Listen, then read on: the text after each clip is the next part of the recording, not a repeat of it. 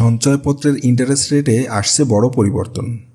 বর্তমান সরকার বাংলাদেশের অর্থনৈতিক বিবেচনায় সঞ্চয়পত্রের ইন্টারেস্ট রেট বাড়ানোর সিদ্ধান্ত নিয়েছে।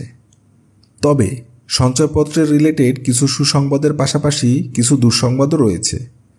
তাই সম্পূর্ণ ভিডিওটি খুব মনোযোগ সহকারে শুনবেন, তাহলে আপনারা সুসংবাদের পাশাপাশি কী ধরনের দুঃসংবাদ অপেক্ষা করছে আপনাদের জন্য তা সম্পূর্ণভাবে জানতে পারবেন।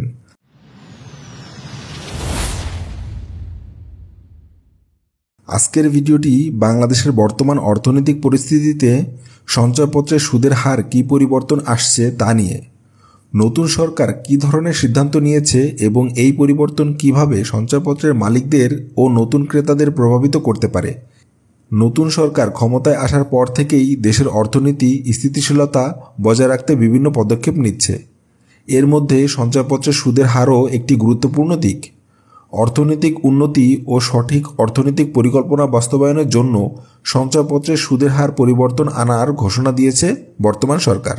সম্প্রতি সরকারের আর্থিক মন্ত্রণালয় থেকে জানানো হয়েছে যে সঞ্চয়পত্রের এই নতুন সুদের হার 2024 সালের শেষ নাগাদ কার্যকর হতে পারে।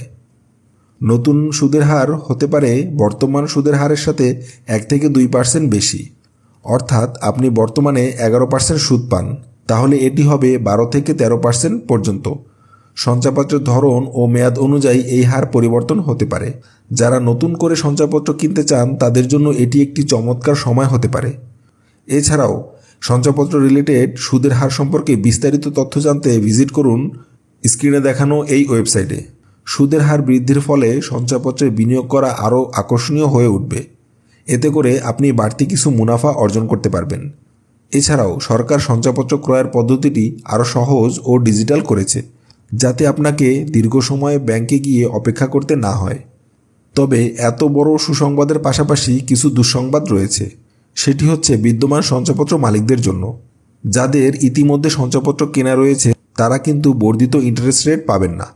অর্থাৎ তাদের সঞ্চয়পত্র পূর্ণ মেয়াদ হয়ে যাওয়ার পরে নতুন নবায়ন হলেই নতুন ইন্টারেস্ট রেট কার্যকর হবে।